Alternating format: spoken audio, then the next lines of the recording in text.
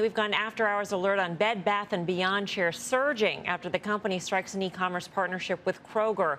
A couple of other names popular with the Reddit crowd also getting a boost. Check out moves in AMC, up 11% right now, and GameStop also higher by about 7% right now, both really jumping in just the last half hour or so. And check out what was on an absolute tear today. Shares more than tripling at its highs of the day before closing up just 100%. I say tongue-in-cheek.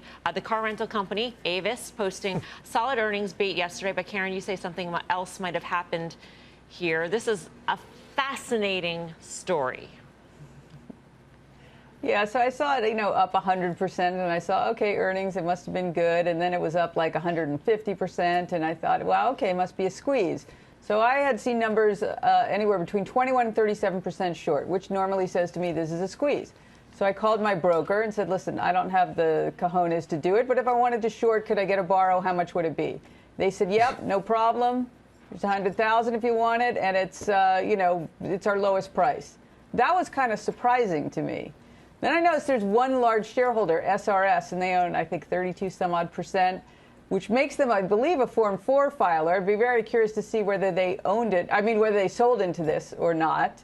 But here's the thing. So it used to be like a week ago, maybe, when if you wanted your stock to move, an EV manufacturer, that was a great way to have your stock move. But now you don't even need to manufacture EVs. All you need to do to move your stock is just say that you're going to rent them.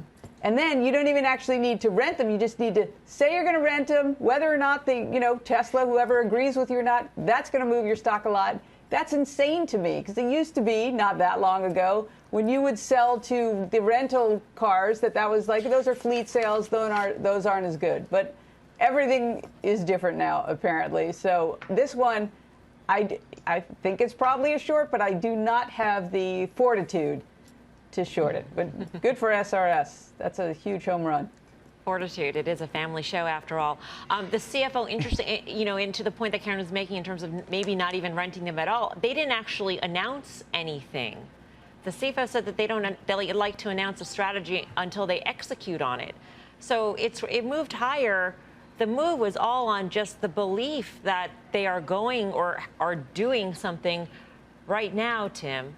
I don't know what you make of this crazy ride that we saw.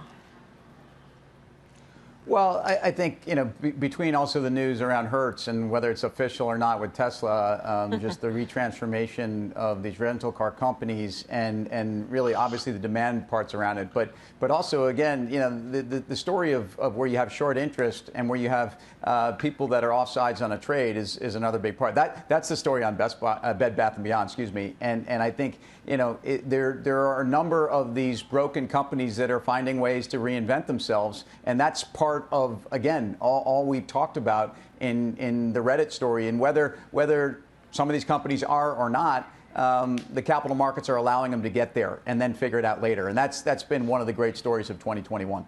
So, BK, Karen said the borrow is cheap. It's up 100%. You tempted to short it? Yeah. Nah, I'm not tempted to short it, but I think right there, Karen nailed it. That is the story. There is nobody shorting this stock. That's why it's up. Every risk manager on Wall Street has said, stay away from the Wall Street bets and Reddit stocks, the meme stocks. You're not allowed to short those. So there's no sellers out there. So all you get are these wild moves up. I mean, if this continues, so a couple different things. One, I remember trading back in '99, and if you announced that you had a website, your stock went up 20%. Same thing's happening with EVs. These things don't happen at bottoms, they happen near tops. That's the process we're seeing. You don't have any short sellers out there. BK is not going to be the first one. As much as I like to be a contrarian, I would also like to be able to rent from Avis and have some money to do it, and I'm not going to get that by shorting Avis.